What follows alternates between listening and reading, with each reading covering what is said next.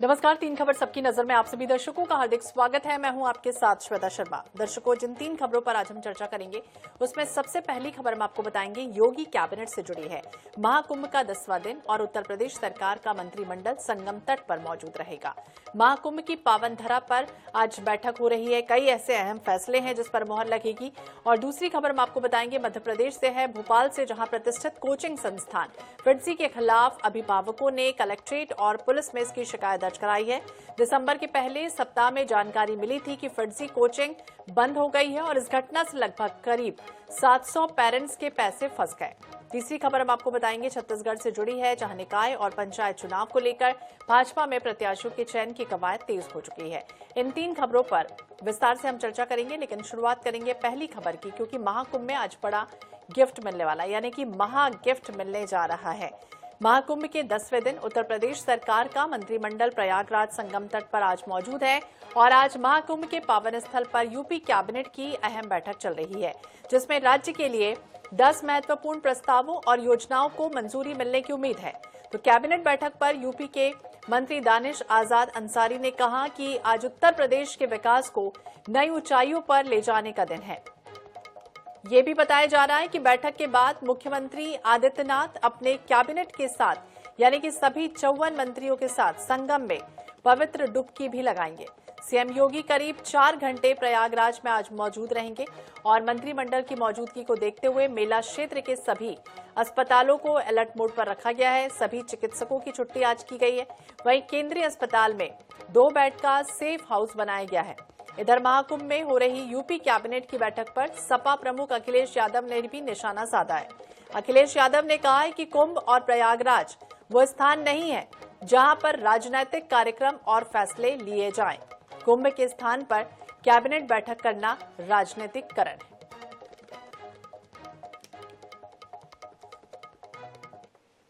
कुंभ और प्रयागराज वो स्थान कुंभ और प्रयागराज वो स्थान नहीं है जहां पर राजनीति और राजनीतिक कार्यक्रम और फैसले लिए जाएं। कैबिनेट ही पॉलिटिकल है, ये पॉलिटिकल है और पॉलिटिकल संदेश देना चाहते हैं वो लोग। सर, ज्वाइंट पार्लियामेंट्री कमेटी कब वहां स्नान करेंगे? समाजवादी पार्टी के लोग मन से और आस्था है उनको। हम में से बहुत सारे लोग हैं जो गंगा स्नान कराए होंगे, उन्होंने तस्वीर भी नहीं डाली होगी, कहीं भी ना आपको बताया होगा। आज मुझे पूरा विश्वास है कि माननीय मुख्यमंत्री जी की लीडरशिप में हम उत्तर प्रदेश को उत्तम प्रदेश बनाने का एक जो बीड़ा हमने उठाया है, उस दिशा में हम हमेशा ईमानदारी से काम कर रहे हैं और आज उत्तर प्रदेश के विकास को नई ऊंचाइयों पर ले जाने का आज एक दिन है। उसमें हम सब आए हैं, पूरे प्रदेश की कैबिनेट, सारे मंत्रिमंडल के सदस्य आए हैं। मैं सभी का स्वागत करता हूं और उत्तर प्रदेश सरकार की तरफ से ऋषि मुनि साधु संतों का मैं हृदय से अभिनंदन करता हूं। आप सब के आने से प्रयागराज की महाकुंभ का अद्भुत वातावरण का निर्माण हुआ। स्नान भी करेंगे? हाँ, पूरा कैबिनेट। यूपी कैबिनेट की मीटिंग शुरू हो चुकी है। संगम स्नान करेंगे योगी और मंत्री। वहीं अखिलेश यादव ये कह रहे हैं कि ये राजनीति है और एक तरह से जो लोग जाते हैं वो तस्वीरें साझा नहीं करते और इस तरह से करना कहीं ना कहीं पॉलिटिकल इवेंट इसे बनाने की कोशिश की जा रही। तो महाकुंभ में यूपी कैबिनेट बैठक पर सपा प्रमुख अखिलेश यादव ने कहा है कि कुंभ और प्रयागराज वो स्थान नहीं है जहां पर राजनीतिक कार्यक्रम या फैसले लिए जाएं। कैबिनेट तो राजनीतिक होता है और कुंभ के स्थान पर कैबिनेट बैठक करना राजनीतिकरण है। हम में से बहुत लोग हैं जो गंगा स्नान कराए होंगे, लेकिन तस्वीर उन्होंने नहीं डाली है। 19 जनवरी को महाकुंभ मेले के सेक्टर 19 में भी आग लगी थी। इसे आतंकवादी संगठन खालिस्तान जिंदाबाद फोर्स ने ब्लास्ट बताया था। इसकी जिम्मेदारी भी ली गई थी। तो कैबिनेट बैठक से पहले यूपी के डीजीपी प्रशांत कुमार ने भी संगम में स्नान किया। इसके बाद खुद मोटर बोट चलाई, घाटों पर सुरक्षा व्यवस्था उन्होंने देखी है। तो यूपी की पूरी सरकार महाकुंभ में आज मौजूद है। सुरक्षा पूरी तरह से चाक चौबंद की गई है। सभी हॉस्पिटल को अलर्ट मोड पर रखा गया है। और इसी विषय पर हम बातचीत करेंगे। तौकीर किदवई हमारे सहयोगी हमारे साथ जुड़ गए हैं। तौकीर, देखिए 2019 का भी वो वक्त था जब कुंभ में पूरी कैबिनेट पहुंची थी, योगी आदित्यनाथ भी पहुंचे थे, आस्था का जो संगम है डुबकी है उन्होंने लगाई थी और एक बार फिर से कैबिनेट जो है वो पहुंची हुई है। क्या मीटिंग शुरू हो चुकी है? कौन कौन से ऐसे अहम फैसले हैं जिसे लेकर मीटिंग हो रही है और कौन सी जगह पर हो रही है? देखिए, ये अरेल जगह है प्रयागराज की और यहाँ पर पूरा इंतजाम किया गया था सरकार की तरफ से। यहाँ पे कैंप जो आपको दिख रहे हैं, इसी में मंत्रिमंडल के जो सदस्य हैं, जो कैबिनेट मंत्री हैं, उनके ठहरने का इंतजाम किया गया है और मंत्री हैं उनके ठहरने का इंतजाम किया गया है। और सामने जिसमें फूल लगे हुए हैं, इसी पर अभी थोड़ी देर बाद मुख्यमंत्री योगी आदित्यनाथ मीडिया को संबोधित करेंगे और इसके जस्ट पीछे वाला जो कैंप है उसमें ही कैबिनेट की बैठक हो रही है। मुख्यमंत्री के आने का अलर्ट हो गया है और कुछ देर बाद ही मुख्यमंत्री मीडिया को ब्रीफ करने यहाँ पर पहुंचेंगे। कहा यह जा रहा है कि करीब 11 से ज्यादा ऐसे फैसले हैं जिसको लिया जाएगा। कैबिनेट के आज उन प्रस्तावों पर मुहर लगेगी। इसके अलावा जो प्रयागराज है उससे जुड़े कुछ फैसले जरूर लिए जाएंगे। कैबिनेट का पूरा जो मंत्रिमंडल है कैबिनेट का, वो सभी कैबिनेट मंत्री यहाँ पर मौजूद हैं। इसके अलावा कई राज्य मंत्री भी इसमें आए हैं और इस बैठक में शामिल हुए हैं। फिलहाल ये कहा जा रहा है कि आने वाले समय में जिस तरह से पहले भी देखा गया है कि जो धार्मिक स्थलों पे इस तरह की कैबिनेट की मीटिंग होती आई है, अयोध्या में भी हुआ, यहाँ पर भी, और इसके अलावा कई और आयोजन ऐसे हो चुके हैं। तो फिलहाल राजनीति इस पर समाजवादी पार्टी के जो राष्ट्रीय अध्यक्ष हैं उन्होंने जरूर कटाक्ष किया है और कहा है कि ये धर्म नगरी है, यहाँ पर ऐसी जगहों पर कैबिनेट की मीटिंग बुलाना यानी कि ये पूरा पॉलिटिकल इवेंट है। फिलहाल इसको लेकर भी हमें लगता है कि कुछ देर बाद जब मुख्यमंत्री योगी आदित्यनाथ से सवाल पूछा जाएगा तो उनकी तरफ से भी इस तरह की प्रतिक्रिया आएगी कि समाजवादी पार्टी के राष्ट्रीय अध्यक्ष ने जो बयान दिया है आज। फिलहाल इस बैठक में सभी वो मंत्री शामिल हैं जिनसे जुड़े विभागों पर चर्चा हुई है और उनसे जुड़े विभागों पर ही लेकर आज फैसला भी आएगा। यानी कि जो श्रम विभाग है, इसके अलावा जो सूक्ष्म लघु उद्योग व्यापार है, तो ऐसे जो व्यापारिक जो व्यापार करने के लिए यहाँ पर आसान रास्ते खुले, उनके लिए पूरा मौका मिले, यहाँ पर सरकार उनको सहयोग करे। जैसे पहले अभी कुछ देर पहले इन्वेस्टर समिट भी हुआ था, वहां पर भी कई कंपनीज के साथ MOU साइन हुए थे और कहा गया था कि बड़ी कंपनियां इन्वेस्ट करेंगी। उनको भी प्रयागराज के लिए न्योता दिया गया था कि वो प्रयागराज आकर अपने सेटअप्स यहाँ पर लगा सकते हैं और उसके लिए सरकार भी उनकी मदद करेगी। तो फिलहाल माना यही जा रहा है कि ऐसे आयाम खोले जाएं कि यहाँ पर बड़ी कंपनीज भी प्रयागराज का रुख करें। फिलहाल एक फैसला और भी माना जा रहा है कि जिस जगह पर ये टेंट सिटी लगी है और इस आसपास के पूरे इलाके को इस तरह से हमेशा के लिए बना दिया जाए कि यहाँ पर कुंभ का आयोजन करने के लिए उस समय इंतजाम ना करने पड़े और पहले से हर चीज डिजाइन हो। इसको लेकर कुंभ नगरी का भी एक घोषणा यहाँ माना जा रहा है कि हो सकती है। फिलहाल अब ये देखिए समय हो चुका है, पीछे माना जा रहा है कि 5 से 7 मिनट में मुख्यमंत्री योगी आदित्यनाथ यहाँ पर पहुंचेंगे और वही मीडिया को बताएंगे कि आज आखिर इस कैबिनेट बैठक में किस तरह के फैसले लिए गए हैं, किन मुद्दों पर चर्चा हुई है और जो राजनीतिक बयानबाजी है उस पर भी उनकी तरफ से बयान आना लाजमी माना बिल्कुल। विपक्ष तो खैर अपना काम करेगा ही तौकीर, और दूसरी तरफ अगर हम बात करें तो कई बड़ी जो है सौगातें एक तरह से मिलने वाली हैं। दूसरी तरफ हम बात करें छात्रों को लेकर, अगर टैबलेट वितरण की बात की जाए या फिर अशोक लीलैंड की भूमि की बात हो या फिर एरोस्पेस की बात हो या फिर रक्षा क्षेत्र से जुड़ा हुआ मामला हो, ये तमाम ऐसे विषय हैं जो खासतौर से महत्वपूर्ण रहने वाला है। क्या इसके बाद PC करेंगे योगी आदित्यनाथ और वो तमाम जो फैसले हैं जिन पर मुहर लगेगी उसकी भी जानकारी अब से कुछ ही मिनट बाद साझा कर सकते हैं? जी बिल्कुल। देखिए, इस दौरान एक अहम बात यह भी है कि मिल्कीपुर में चुनाव चल रहा है।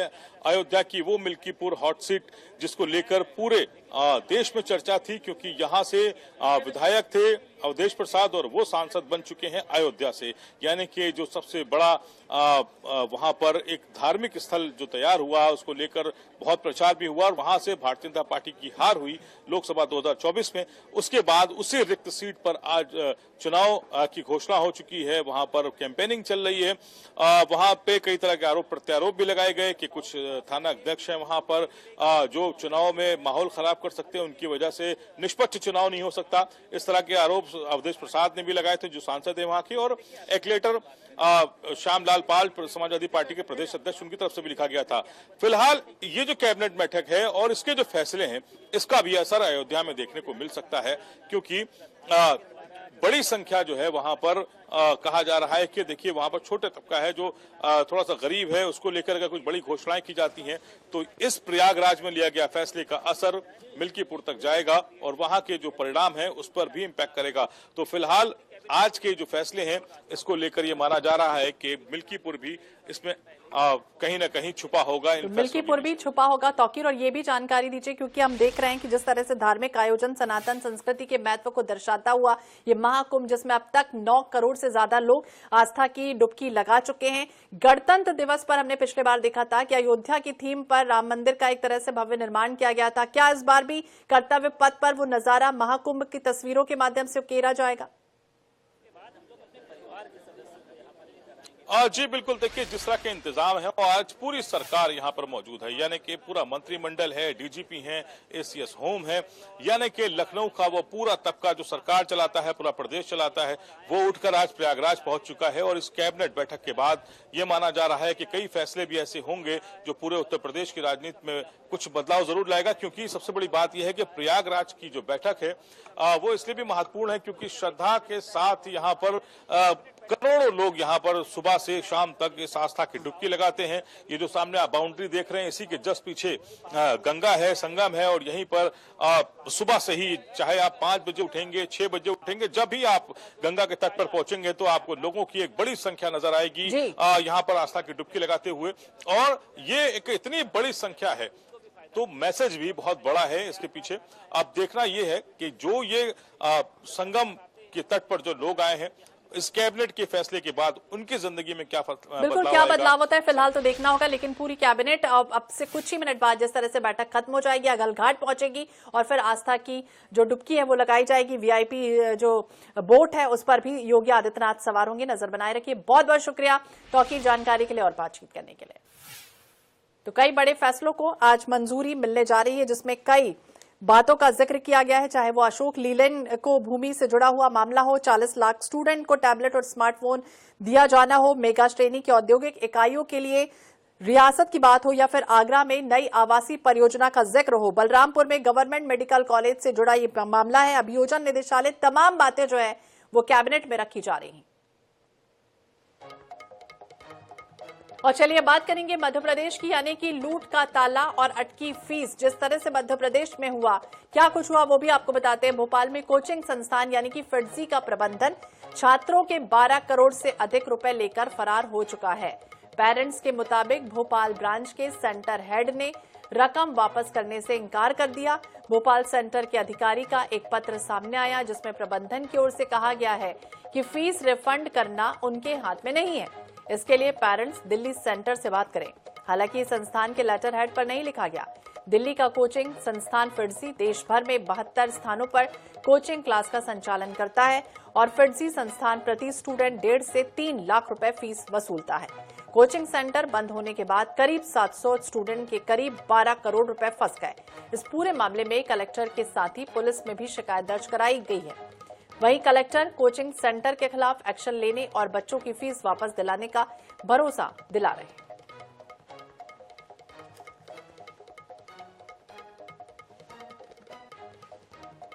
तो स्टूडेंट के 12 करोड़ लेकर फिटजी कोचिंग बंद हो चुकी है। भोपाल में सेंटर ने पेरेंट्स को फीस वापस करने से इनकार कर दिया है। तो प्रतिष्ठित कोचिंग सेंटर इसे माना जाता था पहले फिटजी, अब इसके खिलाफ मोर्चा एक तरह से पेरेंट्स ने खोल दिया है। कलेक्ट्रेट में पुलिस में इसकी शिकायत दर्ज कराई गई है और उनका कई बार जो पेरेंट्स हैं वो ये कह रहे हैं कि उनका बेटा 4-5 सालों से यहाँ पढ़ रहा था, इंटीग्रेटेड कोर्स भी कर रहा था, लेकिन ये जो क्लासेस है वो अचानक से बंद कर दी गई हैं। नुकसान भी कहीं ना कहीं हो रहा है और इस घटना में करीब 700 पेरेंट्स के पैसे फंस चुके हैं। दूसरी तरफ फिटजी का जो सेंटर हेड है ने एक पत्र जारी कर लिखा है कि उनके हाथ में कुछ भी नहीं है और पेरेंट्स अपनी रकम दिल्ली सेंटर से ही मांगे।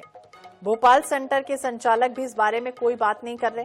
देश भर के अलग अलग शहरों में फिटजी सेंटर की 72 कोचिंग जो क्लासेस हैं वो संचालित होती है और ये कहा जा रहा है कि 12 से 15 करोड़ रुपए लेकर फिटजी भाग चुका है। 2 लाख रुपए फंस चुके हैं हर पेरेंट्स के कहीं ना कहीं, यानी कुल मिलाकर ये राशि देखें तो करीब 10 से 12-15 करोड़ तक पहुंच चुकी है। और इस पूरे मामले में केवल बच्चों के भविष्य के साथ ही खिलवाड़ नहीं है, बल्कि पेरेंट्स को भी आर्थिक रूप से कमजोर बना रहा है, क्योंकि पेरेंट्स ने तो ये सोचकर बच्चों को वहां दाखिल करवाया था कि उनके बच्चे पढ़ेंगे लिखेंगे, और फीस भी बाकायदा 2 से 3 लाख रुपए भर दी जाती है। अलग अलग सेंटरों का यही हाल है, लेकिन फिरजी सेंटर से जुड़ा हुआ ये पूरा मामला है।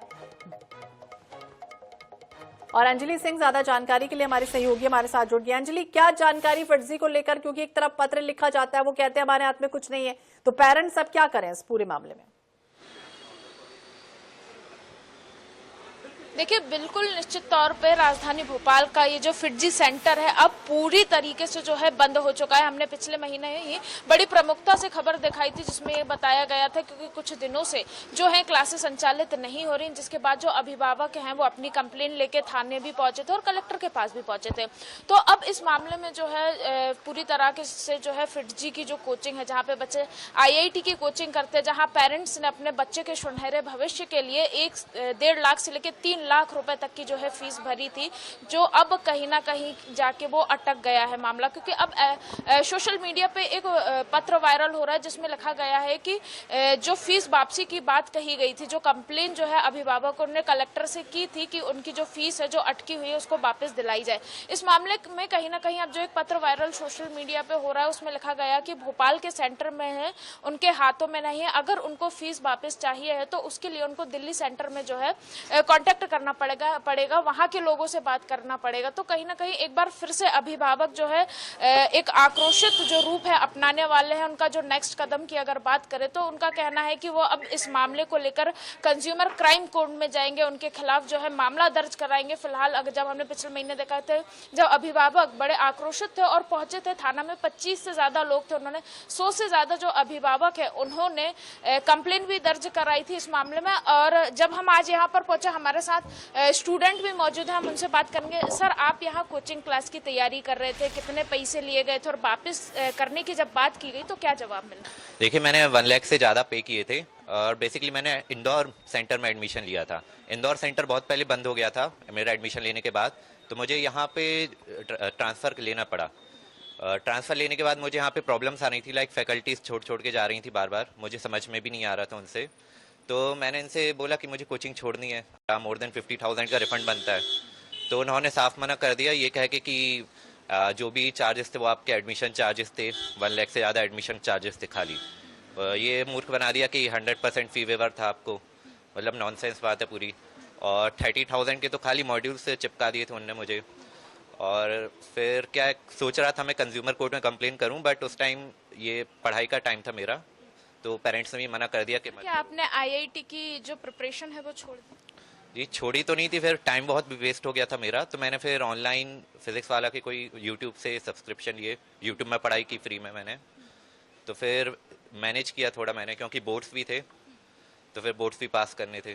तो बिल्कुल आप देख सकते हैं जो प्रताड़ित स्टूडेंट्स हैं या जो कहीं ना कहीं IIT JEE का सपना देख चुके थे, 9th क्लास से जो है इसकी प्रिपरेशन कर रहे थे, उन्होंने आगे के 4 साल की जो है फीस भी भर दी थी अभिभावकों ने। लेकिन जब ये मामला सामने आया था, जब इधर हमने कोचिंग सेंटर के लोगों से बात करने की कोशिश भी की थी, तो एक बड़ी वजह जो सामने निकल कर आई थी वो थी शिक्षकों का जो वेतन है वो पिछले 3 से 4 महीने से भुगतान नहीं होने के कारण जो है, मतलब कहीं ना कहीं लापरवाही तो हो रही थी। अब ये अंजलि बताइए, क्योंकि प्रशासन ये कह रहा है, कलेक्टर भी कह रहा है, पुलिस भी कह रही, बाकायदा आश्वासन दे दिया गया पेरेंट्स को, लेकिन क्या कोई कार्रवाई शुरू हुई है, कोई इनपुट मिला जिसके आधार पर अब ये आश्वासन दे रही? देखिए, पुलिस ने इस मामले में जो है बाकायदा संचालक समेत 4 लोगों पे जो है धोखाधड़ी का मामला दर्ज भी किया था, लेकिन अभी तक इस मामले में कोई कार्रवाई नहीं हुई है। उसके बाद जब ये जो एक जो पत्र है जो वायरल हुआ, उसमें कहा गया कि जो फीस है वो दिल्ली सेंटर से ही वापस होगी। उसके बाद कहीं ना कहीं फिर से इस मामले ने जो है तूल पकड़ लिया है और अब जो अभिभावक है कंज्यूमर कोर्ट में जाएंगे इसको लेके, अपनी जो फीस है वो वापस को लेके। क्योंकि अगर भोपाल सेंटर की बात करें तो यहाँ के संचालक हैं और जो भी यहाँ के जो करता धरता है, जो जिम्मेदार हैं, वो सामने नहीं आ रहे। जब उनसे बात करने की कोशिश करी तो वो जवाब भी नहीं दे रहे। जब उनके फोन पे हमने कांटेक्ट करने की भी कोशिश की तो वो कुछ भी कहने से जो है मना कर रहे हैं। फिलहाल देखना होगा क्या कुछ होता है इस पूरे मामले में। अंजलि, नजर बनाए रखिए। शुक्रिया जानकारी देने के लिए और बातचीत करने के लिए। लेकिन कहीं ना कहीं रात छिड़ी हुई है फिरजी सेंटर को लेकर। हालांकि अब पेरेंट्स परेशान है, जिनकी फीस जो है वो उन्होंने यहाँ पर 4-5 सालों से जमा करवाई थी, उनके पैसे फंस चुके हैं। हालांकि प्रशासन एक तरफ कह रहा है कि कार्रवाई जल्द से जल्द होगी, उनके पैसे दिलाए जाएंगे, लेकिन कब होगा फिलहाल देखना होगा। और चलिए बात करेंगे तीसरी खबर की, यानी कि प्रत्याशी चयन की कवायद। रायपुर और यानी कि छत्तीसगढ़ की बात की जाए तो नगरीय निकाय और पंचायत चुनावों को लेकर प्रदेश भाजपा संगठन ने अपनी पूरी तैयारियां कर ली हैं। भाजपा के प्रदेश प्रभारी नितिन नवीन रायपुर आएंगे, बैठक लेंगे। नगर निगम की महापौर, पालिकाओं के अध्यक्ष, नगर पंचायतों के अध्यक्ष, पार्षद के लिए उम्मीदवारों का चयन 25 जनवरी तक पूरा करने का ऐलान हालांकि कर दिया जाएगा। प्रदेश के 10 नगर निगमों के लिए महापौर प्रत्याशियों का चयन प्रदेश चुनाव समिति 24 जनवरी को करेगी। वहीं ये भी आपको बता दें कि नगर निगमों के लिए महापौर प्रत्याशियों के चयन के लिए जिलों से नाम संभागीय समिति के पास भेजे जाएंगे। इसके बाद संभागीय समिति से ये नामों का जो पैनल है वो प्रदेश चयन समिति के पास पहुंचेगा। प्रदेश चयन समिति की बैठक में सभी नगर निगमों के पैनलों पर मंथन होगा और इसके बाद नामों को प्रदेश चुनाव समिति के सामने रखा जाएगा। चुनाव समिति ही अंतिम प्रत्याशी का फैसला करेगी और इसके बाद प्रदेश चयन समिति नामों का ऐलान भी कर देगी। यानी इसी तरह नगर पालिकाओं के अध्यक्ष प्रत्याशियों के लिए भी जिलों से संभागीय समिति के पास बाकायदा पैनल आएगा और इस पर संभागीय स्तरीय जो समिति है वो फैसला करेगी। यानी प्रदेश में पहली बार नगरीय निकाय और पंचायत चुनाव एक साथ हो रहे हैं। तो नगरीय निकायों के लिए मतदान 11 फरवरी को होगा।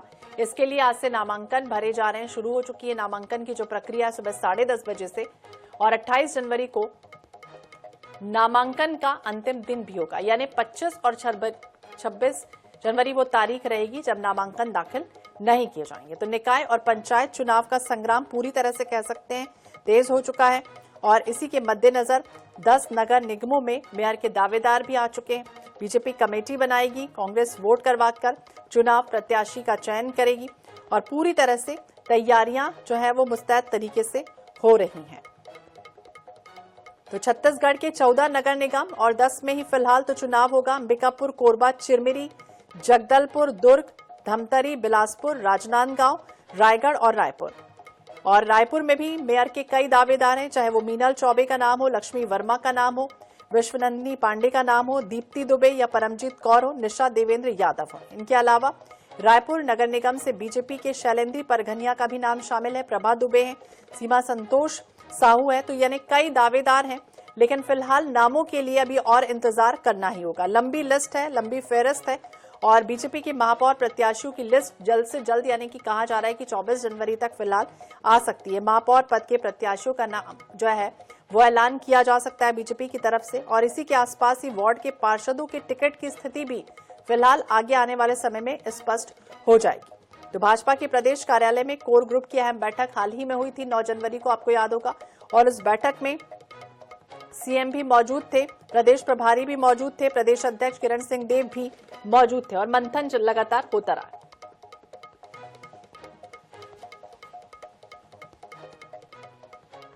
और इसी के साथ इस बुलेटिन में फिलहाल इतना ही। बाकी अपडेट्स के लिए आप देखते रहिए INH 24/7। नमस्कार।